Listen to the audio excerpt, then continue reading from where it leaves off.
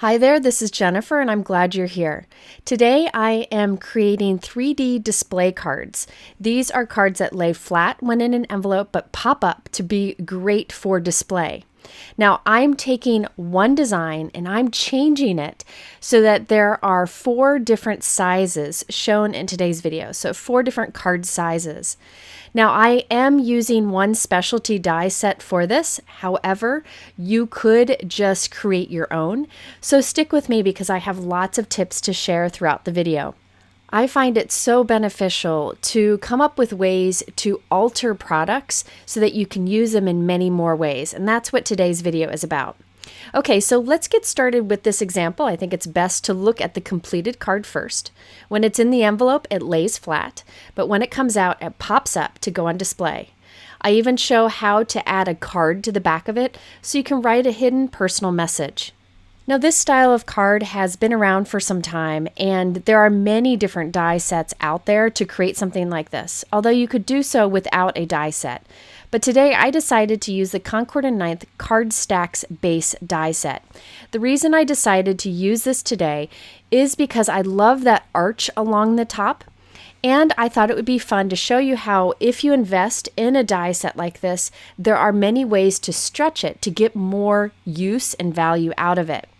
Now keep in mind you could do your own measurements and make your own little display cards, but since I'm making so many, I felt like it was worth it to use the die set. As is, this die set creates a card that is 5.5 inches wide and 4.25 inches tall when it's flat, so it fits into a regular envelope. But again, we're going to change it up some throughout this video so you can see many different sizes you can get from it. Now also throughout this video, I do use the Concord and 9th Home for the Holidays die set.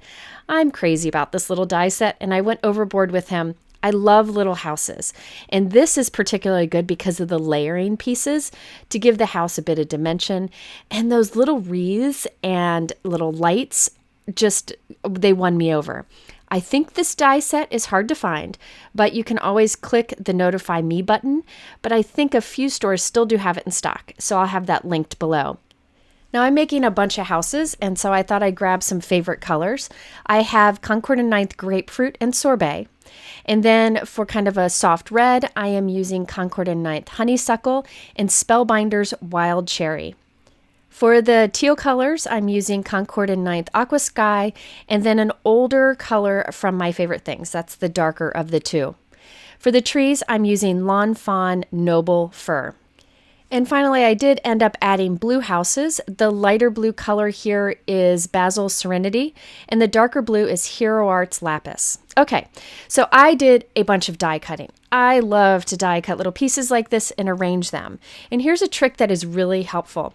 If you are assembling little die cut pieces, get yourself a sticky mat. I'll link to the one that I used before. This is the same one that I cut down to use in my MISTI. I like to put the biggest pieces on the sticky mat to hold them in place as I glue on all the other layers. Now this is a huge time saver for me and keeps it from being too fussy. So I encourage doing it if you like to assemble little die cuts like this. I decided to use my Barely Arts glue today because it has a precision tip, which will help with these tiny die cuts. Now I know not everyone likes working with small die cuts. However, I find it very therapeutic and I find them good for using up scraps. I'm not doing that here because I wanted to share with you the colors I'm using, but dies like this are great for just taking care of your scrap drawers. I also find it helpful to use any kind of tool that has a sticky end to it to pick up the tiniest die cuts and lay it into the adhesive. This is very helpful. You could also use tweezers. You can see how beneficial it is to have that sticky mat to hold these all in place so I can quickly assemble them. Now, I will tell you, I like to start out with more than I need so I can try different color combinations. I first thought I was going to do a white roof, then a dark gray roof, and then I realized if I brought in a darker blue, I like that the best. So I did the rest that way, and that is Lawn Fawn Blue Jay. Now I'm adding the little bits of snow to the top of the houses. Again, this die is included in the set, so you can make these wintry homes or non-wintry homes. I'm leaving 6 of the houses without the snow, so I can use those for all year round cards. I like die sets like that can be used for many occasions. Another tip is get yourself a pair of reverse tweezers. These are the tweezers that when you let go, they hold. They're very helpful when working with little die cuts like these tiny little wreaths that I'm adding to the doors. It takes a bit of getting used to using reverse tweezers, but they are very helpful in crafting, and I'll link to a few different options below. This particular pair is from Pink and Maine. Now I'm using my little pickup stick to pick up the little bows to add to the wreaths. There's no way I'm doing that with my fingers, so having these additional tools is really helpful. And those wreaths are so cute. They're definitely worth it. Another little tip when working with creating layered die cuts like this, remember you can use a pen to add details. Here I'm using a silver gel pen to add the doorknobs on the front of each of these doors. So little things like that you can also add with a pen. And then we have our trees. So this die set creates a bunch of different size trees, and then there are snow tops to add to them, or you can leave those off. I did want to show you what the completed houses look like without the snow and wreaths, and you can see that these can be used all year round. I made some of these that I'm going to give to the folks helping with the school board election and put a little message underneath it that says, "Thanks for all you do for our neighborhood." I thought that would be sweet. So again, look at how you can change your holiday dies to be non-holiday too. It allows you to get more value out of the products that you purchase. Okay, let's do our first 3D display card. This is how Concord and Ninth designed the die set to be used. So this is as is. I used the 3 dies over on the right that are in the card base stack die set. I call those the stacking dies. Now I die cut each of those from white cardstock, and then I'm using the snowbank die that comes with the houses, and I'm cutting along the top edge of each of those white die cuts. This will give us a look of snowbank, but keep in mind you could totally skip this if you wanted to, just to have straight pieces. You could even cut this from acetate so that your stacking pieces are see-through. Lots of ways you can use them. Now these dies do create score lines, 1/4 of an inch from each end. However, I like to reinforce them by using my bone folder and my scoring tool. You don't have to. You can just fold along the score lines the dies create. I just like to do this because I'm using a very heavyweight cardstock.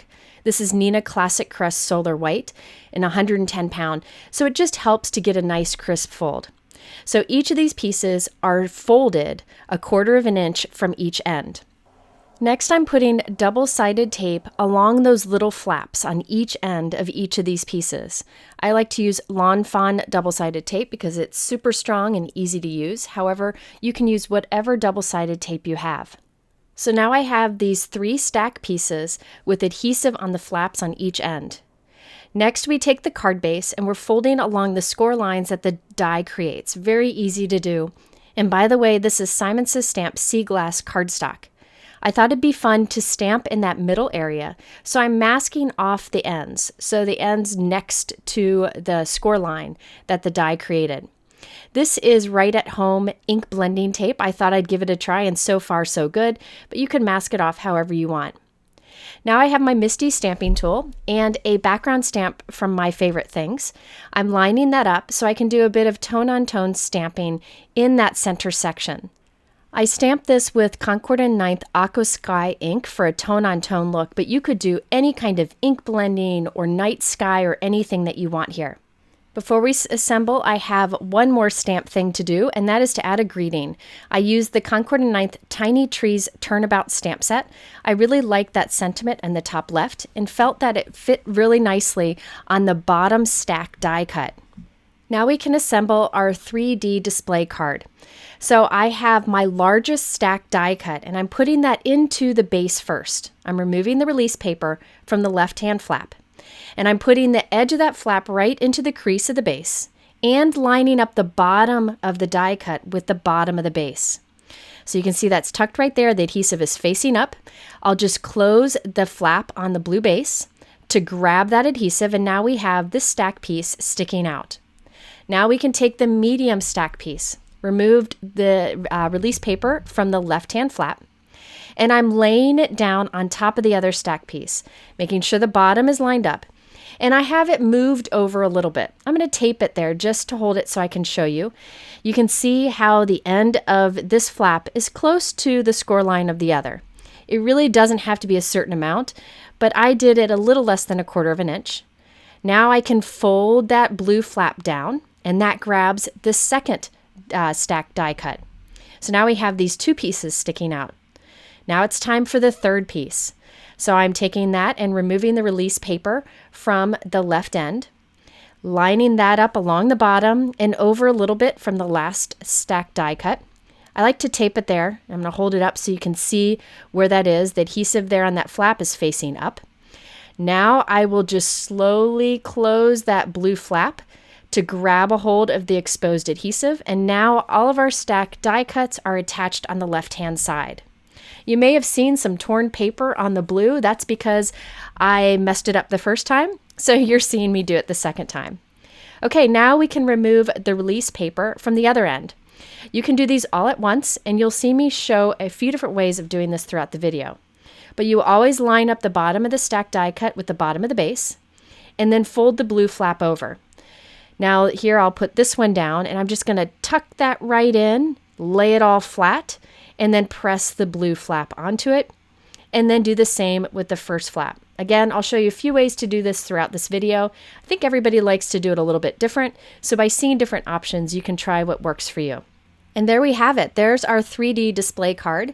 When you flatten it down like this, or either side, it doesn't matter, it is 5.5 inches wide by 4.25 inches tall. And you can add any images you have into there.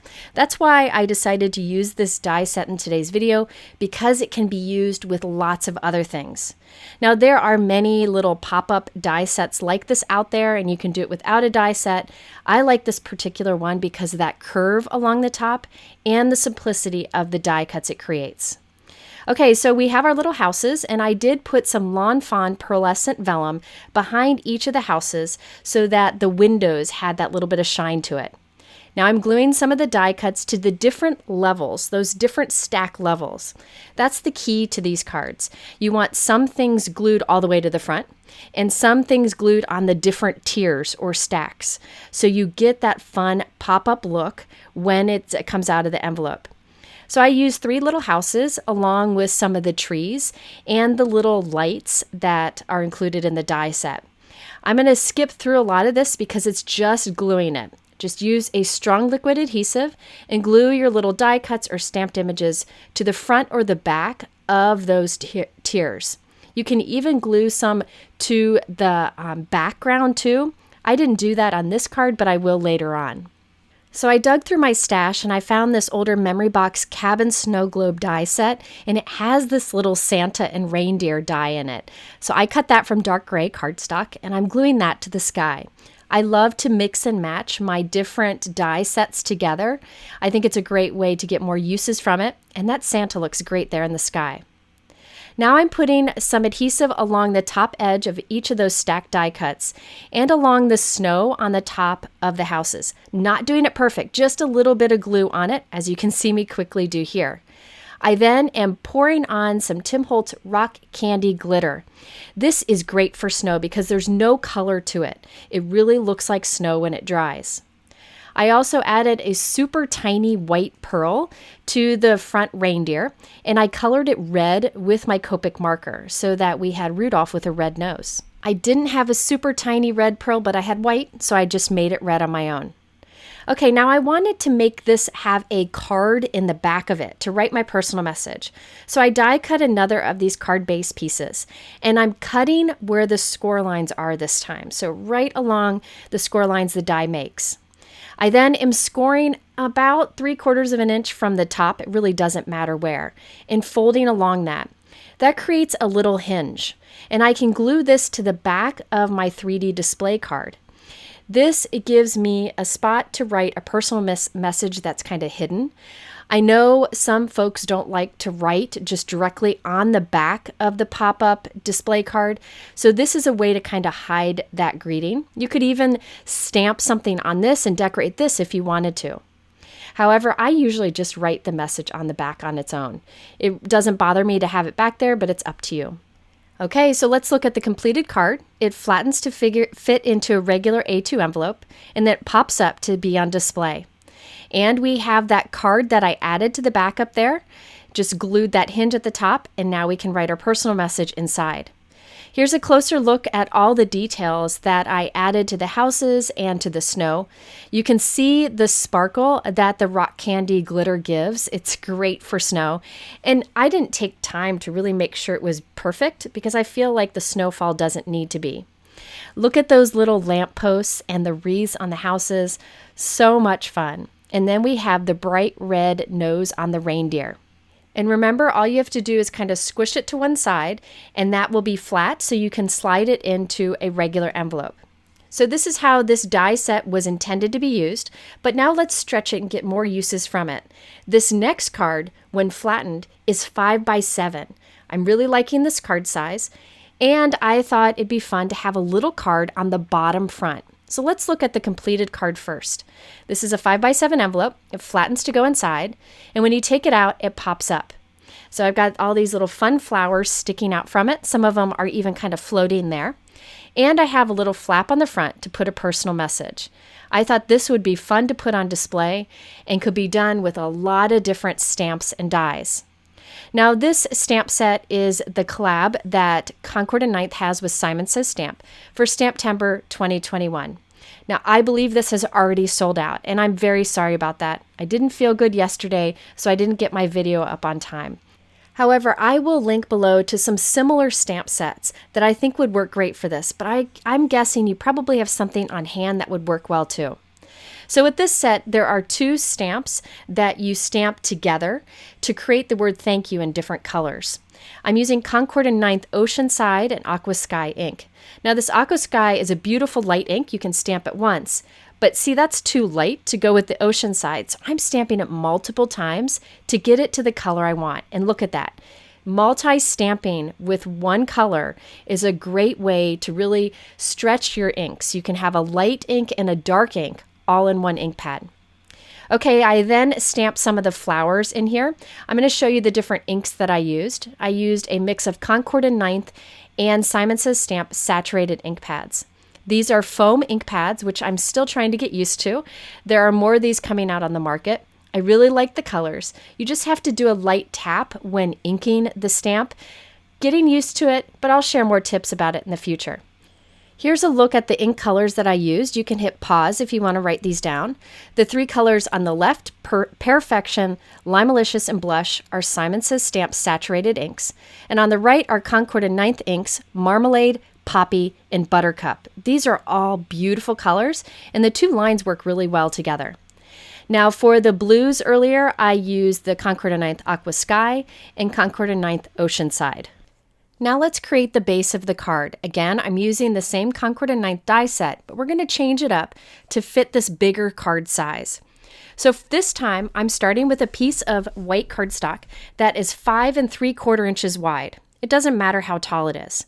I'm taking the card base die and lining it up so that the die hangs off of the cardstock an equal amount on each side.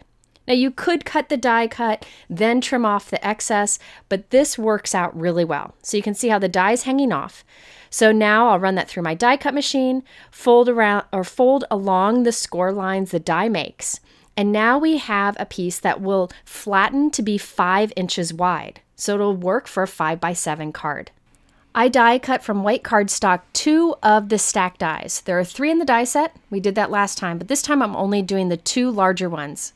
I put adhesive, the double-sided tape, on the 2 flaps on each of these. Now I'm putting in the first one. I'm lining it up so that the end of this flap is in the crease on the base over there on the left, just like before. This time I didn't line it up with the bottom. I wanted this to sit taller. So you can put this anywhere you want on here. It really doesn't matter. Now I've got the next one. Now you could do the same thing where you lay it down and press the flap over. Another way to do it is to just take that little flap with adhesive and just line it up with the edge right there, right in the corner, and then it'll be in place. So this time we just have 2 of those stacked die cuts sticking out instead of 3. Okay, now we are just going to glue it on the other side. So here's an easy way to do it. You just remove the release paper from each of those flaps. Lay everything down flat and fold the flap of the card base on the right down onto it. And there we have our little display card. This flattens to 5 inches wide. It's still only 4¼ inches tall, but we'll change that. Next, I'm creating the little mini card that's on the front of our display card. This is 4¼ inches wide and 2 inches tall. I'm using the Honeybee Praying Big Time stamp set. I like these big words in here because there are coordinating dies that will cut them out. In fact, there's coordinating dies for a lot of the sentiments in here. I'm just using one of the sentiments on the bottom there and stamping that right onto the front of our little mini card that we're putting on this bigger card. So I stamped that with black ink, and now I'm gluing this right to the front of our display card. So this is just a little mini card that you can flip up and write a personal message inside. Just another way you can add that to this card. Okay, now for the fun. We can start adding things. I have a 5x7 envelope here to use as a guide. I'm putting my card base towards the bottom, and then I'll glue this thank you sentiment so that it stays within the guide of that 5x7 envelope. So I'll glue it as high up as I can, and this will end up giving us a card that when flattened is about 5 inches wide and a little less than 7 inches tall. So you just want to work within that envelope framework. Now it's time to add some flowers to this. I didn't have the die set for this stamp set, so I just fussy cut everything. I did think it would be fun to have some flowers kind of floating. Those two peachish pink flowers are actually floating there and wiggle when you take the card out. To do this, you just need any kind of recycled acetate, anything clear that's kind of heavy. Packaging works great for this. And I cut it into these long, thin strips. Doesn't have to be anything fancy. I'm gluing one end of this onto the back of a flower, and I'm using liquid adhesive here, but you could use double-sided tape if you want.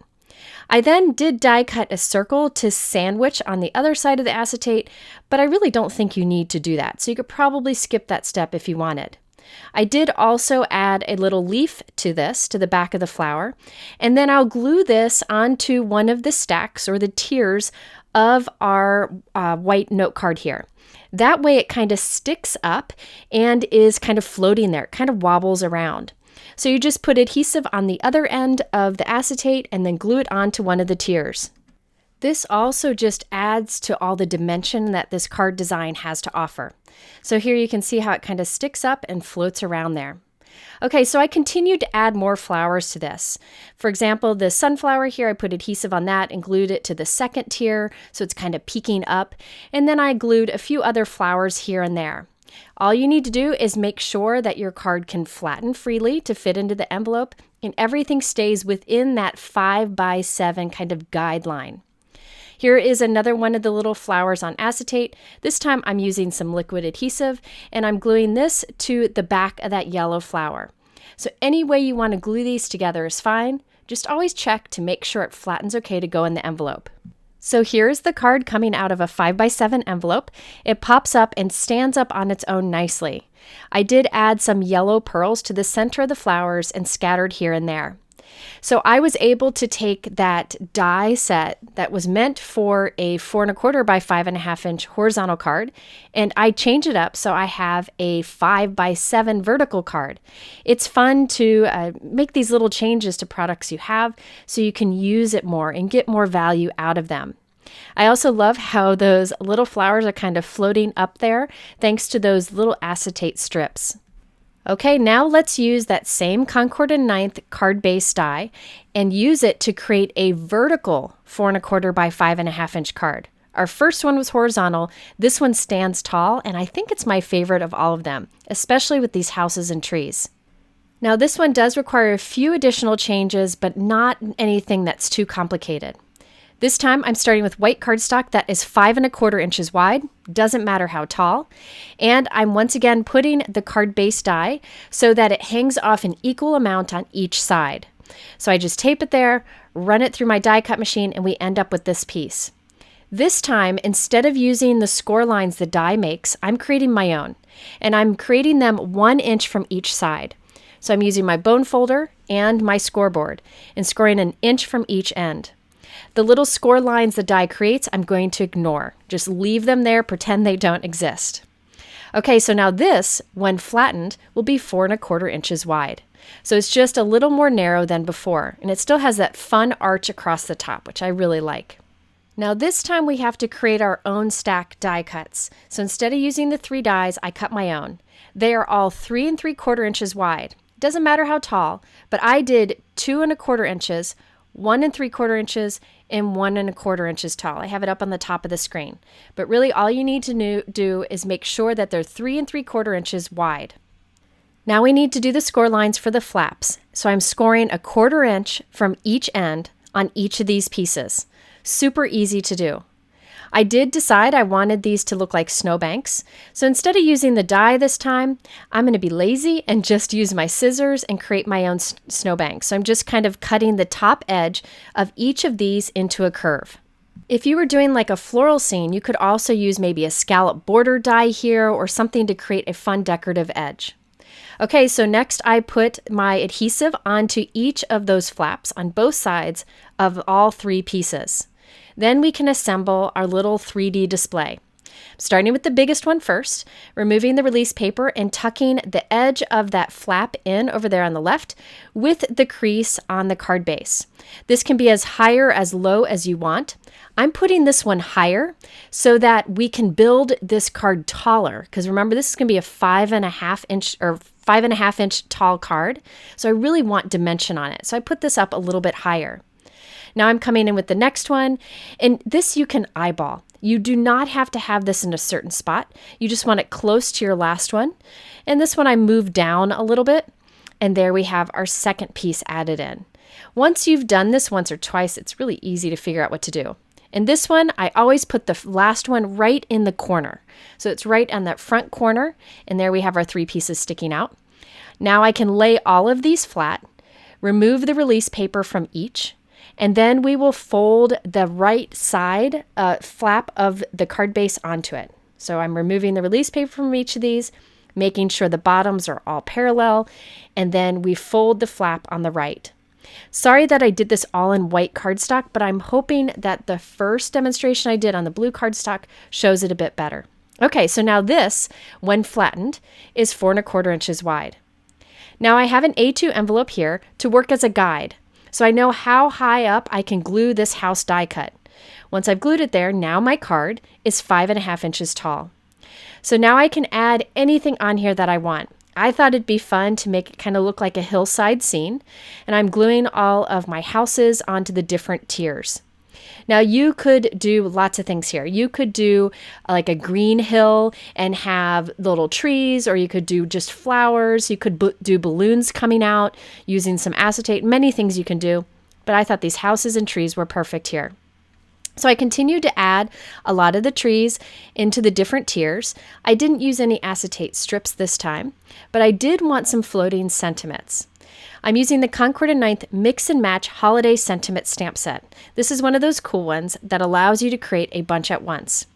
So it's one large stamp that I'm stamping with a black pigment ink. This is Altenew ink. And after I've gotten a good impression, which I'll double stamp to be sure, I will add clear embossing powder and heat set it. This will give me a huge block of sentiments that I will die cut apart. By the way, when you have a lot of solid area of heat embossing to do, I like to heat up my gun really, really hot, then heat from the back side of the paper. I find it gives a smoother heat embossed look. Okay, then I will take the coordinating die and lay that on top. And when you run it through your die cut machine, it cuts all of the separated words. This is a really handy thing, and I love that companies are doing this, because then I have lots of die cut sentiments that are ready next time I make a holiday card.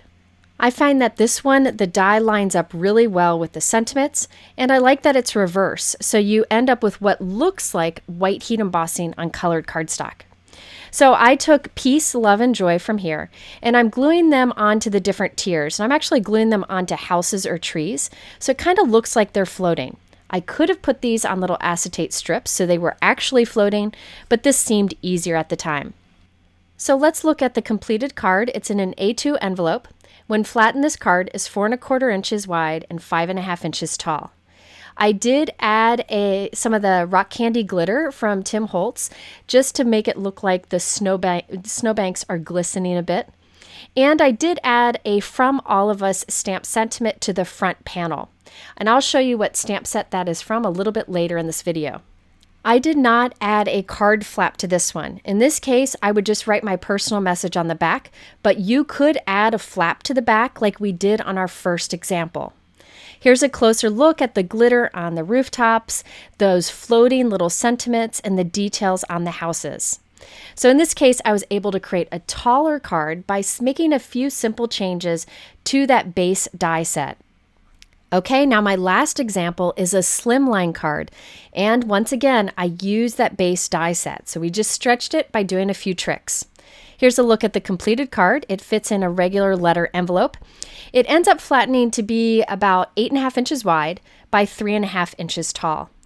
For this card base, I'm starting with a piece of Lawn Fawn Blue Jay cardstock that is 9 3/4 inches wide. I'm lining up this die so it's right there in the left-hand corner. See how the corner down there on the bottom left, the die lines up with the paper. I'm taping that in place, and now we're doing a bit of partial die cutting. You can do this with any die cut machine. I'm using the Spellbinders Platinum 6. I'm placing the top plate on so that the right half of the die is hanging out. So I try to get it right in the middle of that die. So anything under the cutting plate to the left will cut. Anything hanging out won't cut. So we're only cutting half of the die. So I'll run that through, and then after I bring it out the other side, I will take the die off and move it to the other corner. So you can see down there on the bottom of the screen, the corner of the die lines up with the corner of the cardstock. I'll tape it in place and do partial die cutting again. So I'll rotate this, put it into our die cut machine so that the top cutting plate only covers half of the die. I try to hit that halfway point again. You don't have to be 100% accurate, just kind of as in the middle as you can be. So this will only cut what is under the cutting plate. So we end up with this piece that we just need to make a few more cuts with our trimmer to, and then we're ready to go. So I'm cutting off the bottom there, just a little flap on the bottom that the die made. And then we just need to cut across the top. I find it's better to first cut off the excess cardstock. So watch, I'm using my scissors and cutting right up to where the cut lines from the die stopped. So I got this weird looking piece here. I will then cut straight across there. So I'm just cutting off that little weird shape on the top. So now using that card base die, we created a wider card base. So now I just need to reinforce the score lines the die made. They're 1 1/4 inches in from each side. Again, you could just fold along the score lines. I like to reinforce them with my scoreboard. I just feel it gives a nicer fold. Now I had forgotten that this piece is 4 1/4 inches tall. We only want it to be 3.5 inches tall. You could do 4 inches tall if you wanted to make it work for a slimline card. So I trimmed some off the bottom, and there is our base. We still have the curve across the top, which I really like, and we can have fun making a wider card. We need to create our own stacks, and the size that I found works well is 7 3/4 inches wide. So it doesn't matter how tall they are, 7 3/4 inches wide is the best. I made mine at 1.5 inches tall, 1 1/4 inches tall, and 1 inch tall. Then we will score each of these from 1/4 inch on each end. And remember, I put the measurements at the top of the screen so you can do a screenshot if you wanted to, if you plan to make a card like this. But these die cut stack pieces are just like our first card, just longer. Now I'm cutting along the top edge of each of these to create kind of a snowbank look. Again, I'm just free cutting with my scissors. It really doesn't have to look perfect in the end because we'll be covering it up with some of our house die cuts. Off screen, I put double-sided tape onto each of the flaps of these pieces. Now we're going to assemble it like we did on my first example. So I have removed the release paper, put the end of the flap right into the crease on the blue base, make sure the bottoms line up, close the flap, and that attaches our first piece. Now I'm coming in with the medium one, remove the release paper, lay it down flush on the bottom, moved over a little bit. The adhesive is facing up, exposed to the, so facing up towards the camera. I'm putting a piece of tape there so I can hold it there while I show you the positioning there. It's just moved over about 1/8 of an inch. It really doesn't matter how much. You can change this to be whatever you want. Then I press down the blue flap, remove the tape, and the second one is adhered. Now it's time for the third and final one. This one I like to put as close to the front as I can. So I am removing the release paper and I'm laying that one down too. Notice I'm following the same process I did with the first card example. It's just all the pieces are longer. So I'm laying this down, adhesive is facing up towards the camera. I'm lining up the bottom to make sure they're all flush. Put a piece of tape so I can hold it up here for you to see. It's just moved over a little bit. Then I close the blue flap down onto that, and we're all attached on the left-hand side. I wanted to show you this one a little bit slower and up close because the blue and the white has nice contrast so you can really see it in action. Okay, now the other side is really easy. I'm just laying everything down flat, making sure the bottom is all flush together. Remove the release paper from each of those flaps, and then all you'll do is take the blue flap and lay it right down onto the exposed adhesive. It'll grab it, and then you are set with your 3D display card. So now you can add to this whatever you want. I thought it'd be fun to have a sentiment on the front, so I'm using the Concord and 9th Poinsettia fill-in die set. So here's the stamp set. The From All of Us that I stamped earlier is from the set. The die set that goes with it comes with the season's greetings that I'm using on this card. There's the shadow and then the words themselves. I cut the shadow from white cardstock and the season's greeting from gold glitter cardstock. I'm temporarily taping it to the front because I think that's where I want it to be, but I'm not sure. Around it, I'm gluing some houses to the different tiers of snow that we have there. That way, we really create a lot of dimension to this. So you can see having all those houses already done makes creating multiple cards with them a lot easier. But again, you could use stamped and die cut critters, anything you want for these kind of scene cards. I also added in a few trees, and then when I was happy with the season's greeting placement, I removed the tape and glued it on permanently. So let's look at the completed card. It flattens to fit into a regular letter size envelope. The overall flattened size is about 8.5 inches by 3.5 inches. You could make it a little bit bigger, but I thought this was a workable size. So it pops up when you take it out of the envelope. In this case, I would just write my personal message on the back of it with a white gel pen. But if you wanted to, you could add a flap back there to kind of hide your personal message. There's definitely plenty of room. Here's a closer look at all the details. I did add the Distress Rock Candy glitter once again to the snow for a little bit of sparkle. And then into the sky, I added some of the Trinity Stamps You Deserve a Gold Star confetti. I really like that it catches the light nicely, and this is a gold version. There's also a silver version, which I use a lot in videos. Look at the details of those little wreaths on the front door, the little lampposts, and the sparkle that we added. Little details like that really make a scene card stand out. So in this case, we took that card base that was meant for a much smaller card size and made it a slimline version. Now, I don't normally love to make slimline cards, but I like slimline 3D cards like this because they look really great on display.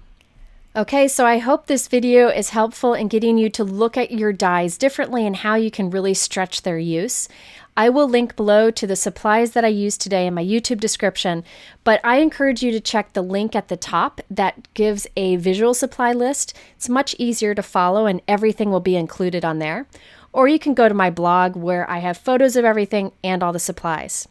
At the end here, I'll link to a couple other videos that have similar techniques in case you want to learn some more. Thank you for spending this time with me and have a great weekend.